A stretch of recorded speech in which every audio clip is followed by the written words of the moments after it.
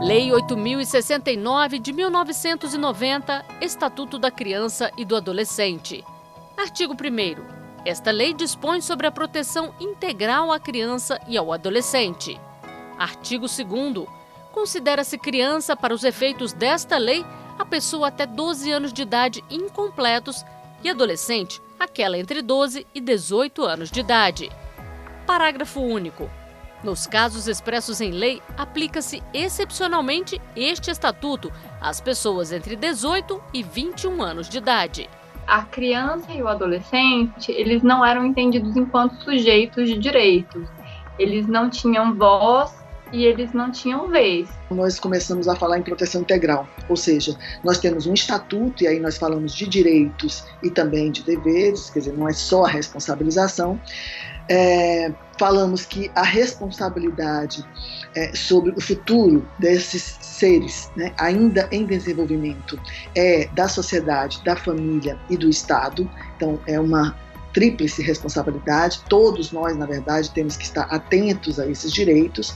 E também falamos que a legislação atinge todas as crianças e adolescentes no Brasil. A gente tem hoje que a legislação mais bonita, a legislação que de fato consegue, né, compreender a criança e adolescente na sua totalidade, na sua proteção integral, como sujeito de direitos, é o Estatuto da Criança e do Adolescente. Em nenhum outro país do mundo a gente vai achar uma legislação tão completa.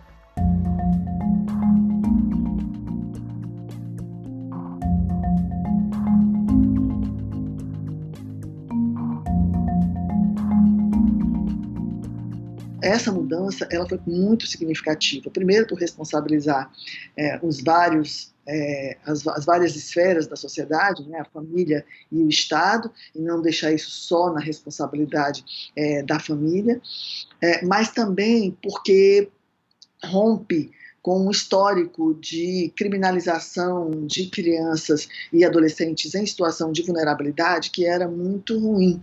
Artigo 5º. Nenhuma criança ou adolescente será objeto de qualquer forma de negligência, discriminação, exploração, violência, crueldade e opressão, punido na forma da lei qualquer atentado, por ação ou omissão, aos seus direitos fundamentais. A cada 24 horas, 32 crianças e adolescentes de 10 a 19 anos são assassinados no Brasil. Em 2015, houve 11.403 assassinatos de crianças e adolescentes entre 10 e 19 anos. 10.480 eram meninos. Nas últimas décadas, 827 mil crianças foram salvas por programas contra a mortalidade infantil até 5 anos de idade. Mas muitas delas acabaram mortas pela violência que atinge a faixa etária de 10 a 19 anos. Olhando para esses números, né, e pensando no contexto do ECA, a gente ainda precisa fazer um adendo, né? Não são todas as crianças e adolescentes entre 1 e 19 anos que vão ter as mesmas chances de morrer. Crianças e adolescentes pretos e pardos têm uma chance muito maior do que crianças e adolescentes brancas. Isso acontece porque a gente tem políticas públicas ainda muito pautada em olhar para crianças e adolescentes pobres, pretas e pardas e marginalizadas como um perigo social, né? Não olhá-las de fato como sujeitos de direito. A gente atua muito na lógica de quando o sinal já está vermelho, de quando aquele direito já foi violado, e a gente precisa prevenir. E para a gente prevenir, a gente precisa ter os dados oficiais. É para isso que servem dados estatísticos, para que a gente possa produzir políticas públicas, certo? E não para a gente ter meramente dados que nos envergonhem, inclusive, enquanto país. Então, o Brasil hoje, ele está, assim, numa crescente de aumento de violências, porque nós que trabalhamos na ponta temos recebido mais denúncias. Em 2019, o Disque 100 recebeu 86.837 denúncias de violência contra crianças e adolescentes, um aumento de 13,9% em relação a 2018. 11% dos casos são de violência sexual e 52% ocorrem dentro da casa das vítimas. Quando a gente fala que a sociedade ela também tem a corresponsabilidade na proteção de criança e adolescente, é que quando você sabe que existe uma violência dentro de uma casa contra criança e adolescente, ou dentro de uma igreja, ou dentro de uma escola, ou na rua, todos nós temos a obrigação de fazer essa denúncia. né? Você pode responder por omissão se você não faz essa denúncia. Artigo 130. Verificada a hipótese de maus tratos, opressão ou abuso sexual impostos pelos pais ou responsável, a autoridade judiciária poderá determinar, como medida cautelar, o afastamento do agressor da moradia comum. A gente tem que compreender que não é possível que essas relações de poder elas sejam mantidas no século XXI, que hoje a gente tem toda uma estrutura para garantir prevenção, a proteção e promoção dos direitos humanos, e que a gente tem essa responsabilidade e romper com essas lógicas. Em agosto de 2020, uma menina de 10 anos ficou grávida após ser estuprada pelo tio. A justiça autorizou o aborto. A violência sexual ela é algo que vai permear para o resto da vida dessa criança e adolescente enquanto ela é vítima. Então, quanto antes a gente conseguir, né, atuar de forma protetiva com essa vítima, é fundamental. Então, você não precisa ter a comprovação de uma situação de violência.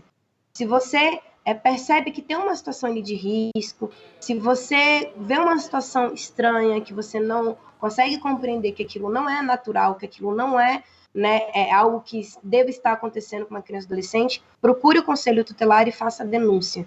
Nós precisamos de uma legislação que afirmasse essa prioridade absoluta, que envolve prioridade no orçamento, prioridade na garantia de direitos, e aí educação, saúde, assistência, né, segurança, porque a sociedade como um todo ela não conseguia dar conta de garantir esses direitos sem uma norma que assim tivesse a previsão. Então, nós precisamos normatizar, positivar esses direitos que já eram garantidos aí a partir da Convenção sobre os Direitos da Criança Internacional da ONU, trazer em forma de norma para o Brasil, né, constitucionalizar, porque é um direito constitucional, a prioridade absoluta, e, com isso, exigir que as políticas públicas garantam esses direitos. O Estatuto da Criança e do Adolescente, ele é um instrumento que ele foi construído a partir dos movimentos sociais, né? E principalmente a partir do movimento de meninos e meninas em situação de rua, construído, né, junto com diversos ativistas, né, diversas pessoas intelectuais também das universidades, né, para construir essa lei, né? O Estatuto ele vem, né, da Constituição Federal também, né, do artigo 227, e ele ganha essa forma, né? Aqui no Brasil já tinha muitos estudos e críticas, especialmente ao atendimento direcionado para criança e adolescente das camadas pobres, filho da classe trabalhadora, trabalhadores precarizados, desempregados, de povos, né, e grupos tradicionais, onde que a política chegava e entendia a criança e adolescente como objeto. Então, essa crítica ela ganha força, né, nesse processo de luta por democracia e vai fundar, em 1985, então, fundado o Movimento Nacional de Meninos e Meninas de Rua. O Brasil, em 27, vai fazer essa legislação, que é o nosso primeiro Código de Menores. Ele vai ser punido, mas não como adulto. A gente vai dar uma responsabilização diferenciada para essa criança e para esse adolescente. Em 79, a gente vai ter uma reforma nesse código que vai nomear de situação irregular todas as crianças que estão em situação de vulnerabilidade social. E aí, de fato, eu vou ter criança pobre apreendida junto com adolescente que cometeu ato infracional. Em 1988, né, a gente vai ter a Constituição Federal, que vai trazer no artigo 227 a prioridade absoluta de crianças, adolescentes e jovens. Em 89, né, a gente tem a Convenção Internacional dos Direitos da Criança, que é a grande convenção internacional que mais tem assinaturas dos estados que fazem parte das organizações das Nações Unidas. E a nossa Constituição vai nessa mesma linha. E aí depois da Constituição, a gente vai ter que elaborar uma lei específica para cuidar de crianças e adolescentes, porque o nosso Código de 79 já não fazia mais sentido com aquela Constituição. A própria Constituição tornou o Código de 79 inconstitucional.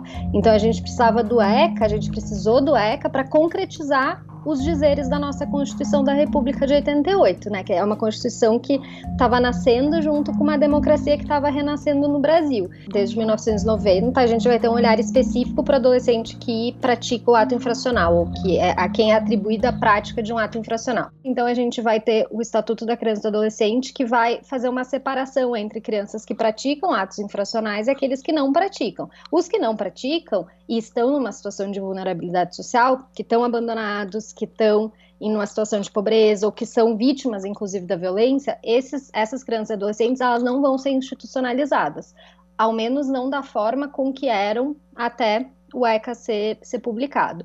Qual é a diferença, né?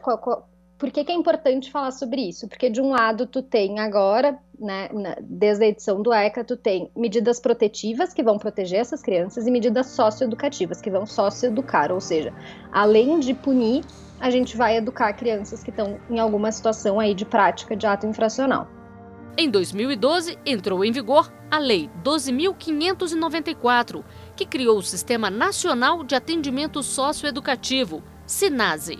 Então, a gente tem aí 22 anos depois da edição do Estatuto, a gente vai ter, de fato, uma lei de execução, digamos assim, né? Como a gente tem na área penal, lei de execuções penais, a gente vai ter a lei do SINASE. E essa lei vai estabelecer os parâmetros mínimos da execução da medida socioeducativa, muito embora o ECA já traga no seu texto todo o funcionamento do sistema de justiça, ou seja, o adolescente apreendido, para onde ele vai, como é que vai ser oitiva pelo juiz, qual o papel do Ministério Público, como o adolescente vai receber a defesa da Defensoria Pública ou de um advogado particular, isso tudo está no ECA. Mas o SINASE vai estabelecer, de fato, o que acontece quando esse adolescente está dentro do sistema socioeducativo, ou seja, cumprindo medidas em meio aberto ou em meio fechado. E o Estatuto da Criança e Adolescente, ele também vai trazer, né, o Conselho Tutelar. Né? Ele traz o que é o Conselho Tutelar, né? Quais são as atribuições do Conselho Tutelar. Como que os conselhos tutelares, eles se darão em todos os municípios do Brasil, compreendendo que é uma responsabilidade federal, mas também uma responsabilidade do município e do estado. Então, essa junção tripartite também vai possibilitar que o Conselho Tutelar ele tenha a sua função, né, de estrutura administrativa e também protetiva, o que é fundamental. Em 2018, houve 75.637 denúncias de violência contra crianças e adolescentes.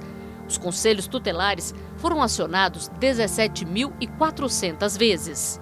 Outra coisa importante é dialogar de forma compartilhada sobre a política.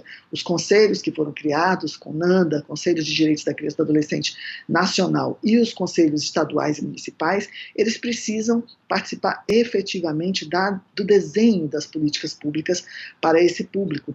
Hoje eu sou coordenadora técnica do Serviço de Acolhimento Familiar aqui do Distrito Federal. O que é acolhimento familiar? Acolhimento familiar é uma alternativa à institucionalização de crianças e adolescentes que estão afastados das suas famílias por medida judicial. Então, quando essa criança chega e ela está passando por um dos momentos mais difíceis da sua vida, que é o rompimento dos vínculos familiares, mesmo que temporário, você pode acolhê-la verdadeiramente. Quando o Estatuto da Criança e Adolescente ele vem falar sobre famílias substitutas, sobre que o acolhimento institucional de crianças e adolescentes ele é só em situação excepcional, isso também tira aquela lógica de criminalização das famílias que estão em situação de pobreza, como se elas não dessem conta, né, de criar, de amar seus filhos e filhas por estarem em situação de pobreza. Então, é você trazer essa coisa de que a família, o Estado e a sociedade são responsáveis pela criança.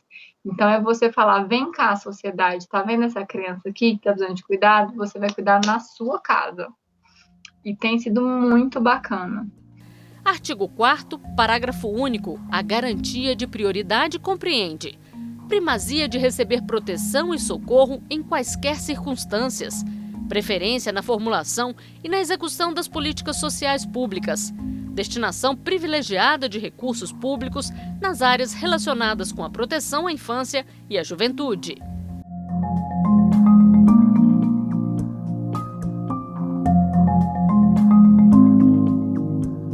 Senhores ministros do Supremo Tribunal Federal, é uma honra poder me dirigir a essa egrégia corte, representando a Defensoria do Estado do Espírito Santo nos autos do habeas corpus 143988, que trata da socioeducação do Estado do Espírito Santo e de outras unidades da Federação. Aqui, o sistema socioeducativo, principalmente meio fechado, ele trabalha com a punição dos filhos e das filhas dos pobres no Brasil. Via de regra, nós temos classe social e cor de pele no sistema socioeducativo. Nessa parede da UNIS Norte, que foi a unidade que deu origem a esse habeas corpus, nós conseguimos registrar isso. a geladeira vazia gerar maldade na mente. Em 2017 fizemos uma inspeção e numa das áreas mais degradadas da Unisnorte, era o APE, era uma área de isolamento que por si só já representa violações a normativas e parâmetros internacionais de direitos humanos. Conversamos com um adolescente e esse adolescente quis fazer um pedido diretamente ao Supremo Tribunal Federal. Ele falou da situação dele, das arguras e dos sofrimentos que tinha naquele quarto, do excesso de pessoas naquele quarto, de bichos, ratos, baratas, de adolescentes dormindo em privadas, e adolescentes que dormiam na parte externa do quarto, porque tinha muita gente, o quarto foi programado para uma só pessoa, e que na chuva acabavam não conseguindo dormir porque eles ficavam ao relento. O que nós temos ainda é um modelo antigo, nós temos aí um viés muito autoritário, prática de tortura, pouca transparência, locais superlotados, onde que nós temos muito pouco processos educativos, acesso amplo à educação, acesso à saúde, a presença da família nessa ressocialização desses adolescentes. Então, acho que esses são 2 pontos para a gente ficar neles. Eu acho que avançou pouco, é desafio para os próprios 30 anos. A segunda turma do Supremo Tribunal Federal decidiu limitar a lotação das entidades socioeducativas que atendem crianças e adolescentes infratores. A decisão é resultado de julgamento de habeas corpus coletivo pedido pela Defensoria Pública do Espírito Santo. O referido habeas corpus, 143988 Espírito Santo, ele traz linhas gerais para o enfrentamento da questão socioeducativa. O numerus clausus ele é muito importante, ou seja, é o reconhecimento de que a casa deve trabalhar no limite da sua capacidade projetada, capacidade de 100%. Ou seja, para a entrada de um jovem, deve sair outro jovem. Artigo 49. São direitos do adolescente submetido ao cumprimento de medida socioeducativa sem prejuízo de outros previstos em lei.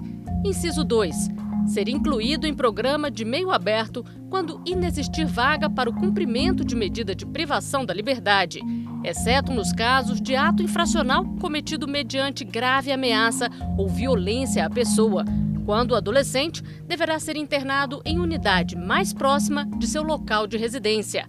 Sistema Nacional de Atendimento Socioeducativo, SINASE.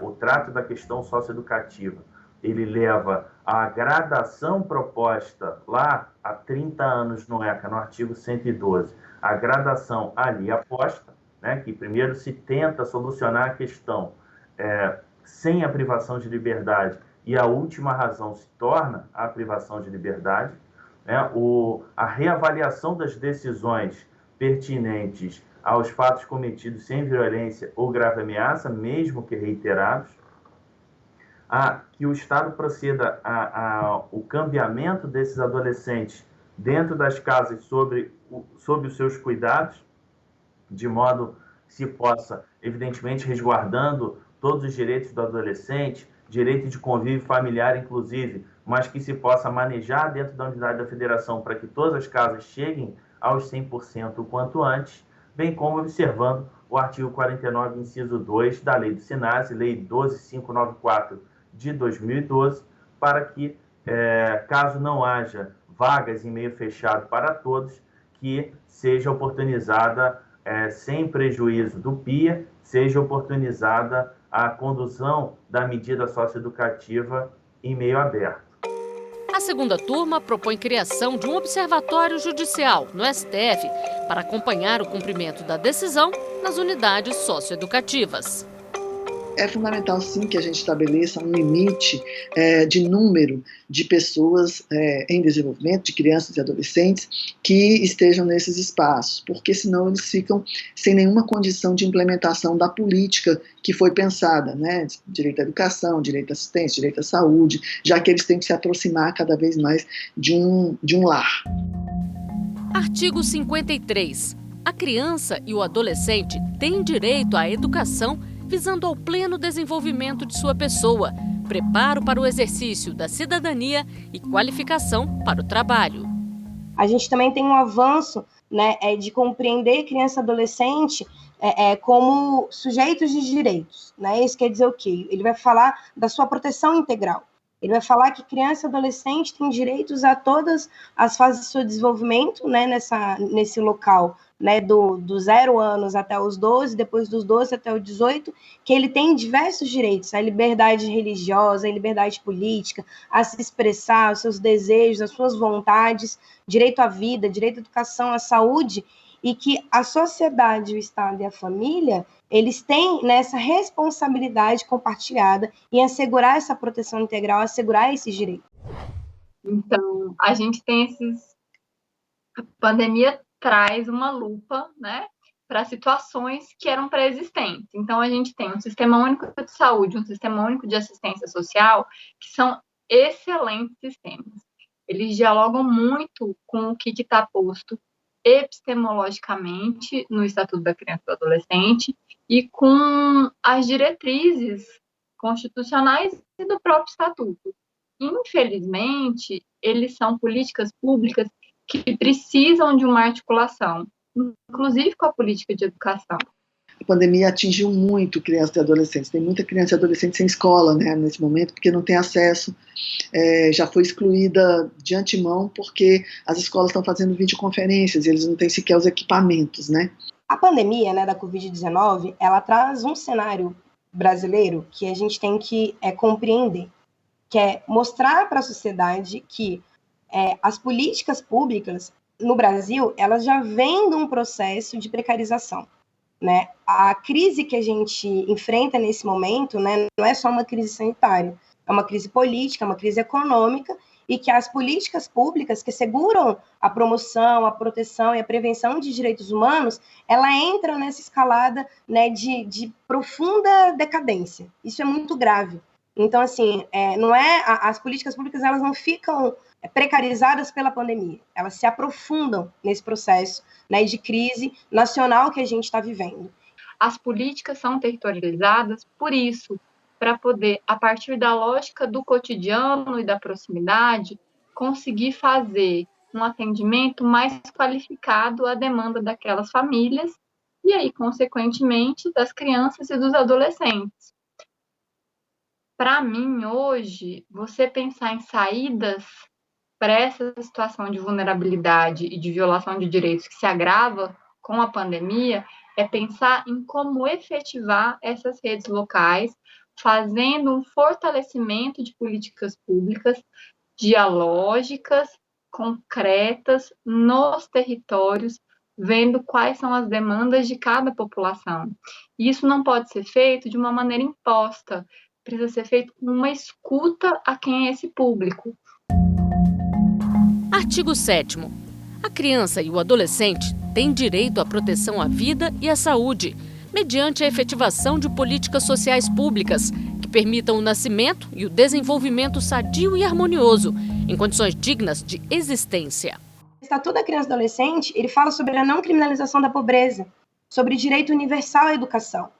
Ele fala sobre direito à vida, direito à saúde. E é isso que a gente está fazendo enquanto Estado, enquanto sociedade. É importante dizer que essa prioridade absoluta, ela envolve a questão orçamentária. E a gente tem visto, desde a emenda 95, o desfinanciamento tanto do SUS quanto do SUAS. Isso, com certeza, reduz muito aquelas garantias que nós achávamos, né, que estavam efetivadas, digamos assim, a partir do Estatuto da Criança e do Adolescente. No contexto da pandemia que a gente está vivendo, né? Esses adolescentes, eles estão privados de liberdade, mas não existe acesso à saúde, acesso a profissionais de saúde ou equipamentos básicos, às vezes não existe acesso à água quente ou à própria água. Então, como é que a gente vai manter o mínimo de higiene nesses locais se a gente não consegue nem separar as pessoas que estão lá dentro? Se a gente tem uma política de educação, uma política de saúde, uma política de segurança, uma política de assistência social, né, conforme corresponde às legislações, né, se a gente executasse essas políticas conforme o legislativo apresenta elas, a gente não estaria tendo uma situação tão drástica como a gente tem no momento, né, que é um aprofundamento, né, de crises e que isso vai impactar diretamente aquelas famílias que são vulnerabilizadas, né, por uma crise social muito grande, por um Brasil tão desigual que a gente vivencia nesses 520 anos que a gente tem de país. Então é importante também a gente trazer isso. Artigo 60. É proibido qualquer trabalho a menores de 14 anos de idade, salvo na condição de aprendiz. O trabalho infantil, ele traz muito essas marcas de uma infância que não tem espaço para se descobrir infância, que não tem espaço para criar, que não tem espaço para brincar, que não tem espaço para viver, que não tem espaço para ser cuidado. É muito difícil você cuidar de uma criança que é adulto aos 5 anos, que tem muitas responsabilidades, que carrega consigo a responsabilidade de levar o provento e o sustento para casa. E é por conta dessa dor dessas crianças, das consequências que o trabalho infantil tem, que a única saída para combater isso é a gente fazer uma sensibilização social, que a gente precisa sair desse lugar de que o trabalho edifica, que aprende responsabilidade.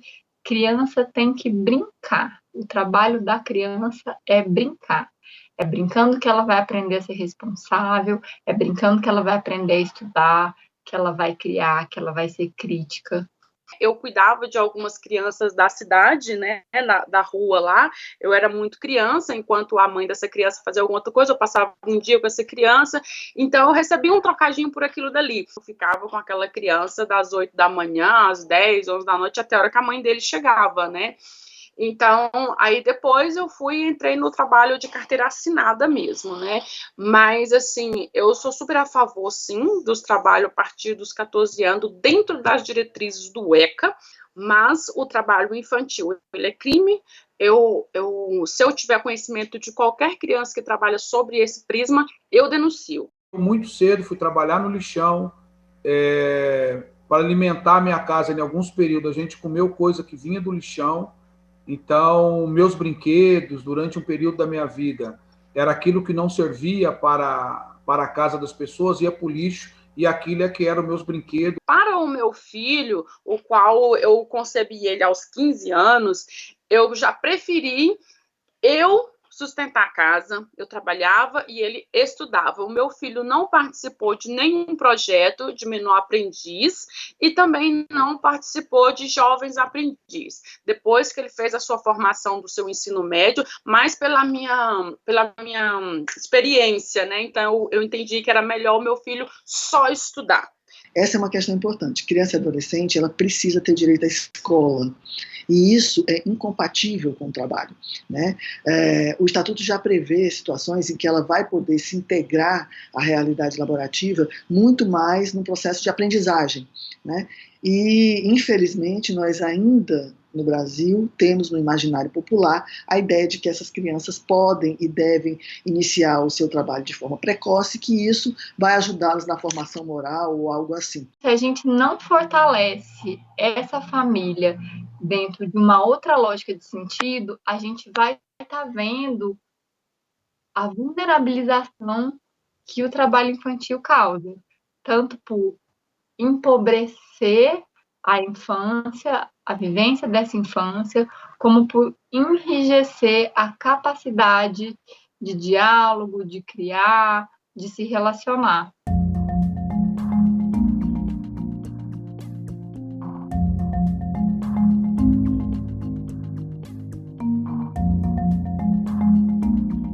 Bom, o ECA, a gente costuma dizer que o ECA é fruto da democracia.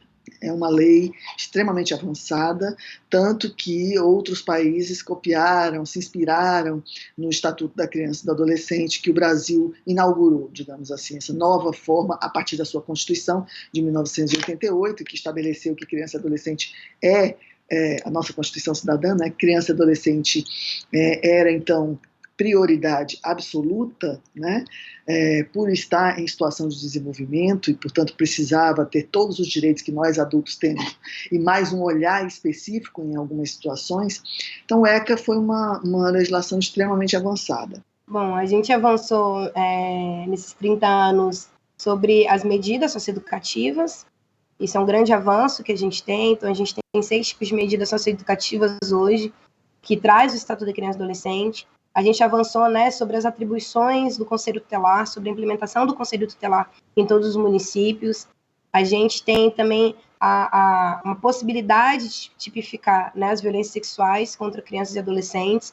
né, que o Estatuto da Criança e Adolescente vai trazer, e principalmente ter esse olhar abrangente, né, de criança e adolescente quando fala da proteção integral, né, quando vai romper com essa lógica das criminalizações e estigmas, né, contra a criança e adolescente, porque a gente começa a compreender que crianças e adolescentes são sujeitos de direitos, que eles têm vozes, que eles têm desejos, que eles têm vontades, e que isso tem que ser respeitado. Acho que, pela primeira vez, você tem uma lei, por exemplo, que fala que a gente precisa escutar esses meninos e meninas, é um super ganho.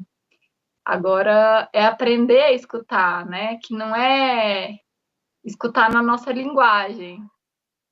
É aprender a ligar a teclinha SAP e falar na linguagem deles. Acho que essa é a grande sacada. Enquanto eu tenho uma criança num abrigo, é como se o meu direito também não estivesse sendo garantido. Eu preciso sentir por aquela criança e estar com ela. Eu acredito que esse é o nosso principal desafio hoje. É como que a gente garante a implementação dessa lei que é tão importante e que ela é tão vista fora do Brasil. É importante ressaltar isso também. Em diversos países do mundo, né, eles olham para o Estatuto da Criança e do Adolescente com sede de ter essa legislação em seus países, né? Então, esses são avanços. Saúde tem muito avanço, educação tem avanço agora. Todos eles ainda exigem um avanço mais estrutural, porque nos últimos 30 anos do Estatuto, o que nós tivemos de avanço importante, nós conseguimos sem reformas estruturais. E para a gente conseguir aprofundar isso, e que as crianças não precisem ir para a rua para sobreviver, não precisem ir para a rua para fugir da violência, que mudar a mentalidade do brasileiro, que colocar uma criança, um adolescente na cadeia é a melhor saída, isso exige nós fazermos reformas estruturais no nosso país. Aí o Estatuto avança. Aí nós conseguimos, talvez, pensar em 30 anos para a gente conseguir, de fato, uma universalização de qualidade no atendimento à criança e adolescente. O mais importante para mim, quando eu falo de infância e adolescência, é falar sobre a importância da gente ter políticas públicas fortalecidas e falar para as pessoas que a gente não pode ter medo de amar. É meio brega, é meio piegas, mas é tão simples. Quando a gente se disponibiliza a se relacionar de uma maneira verdadeira, fazer as coisas com muita sinceridade e afetiva, flui.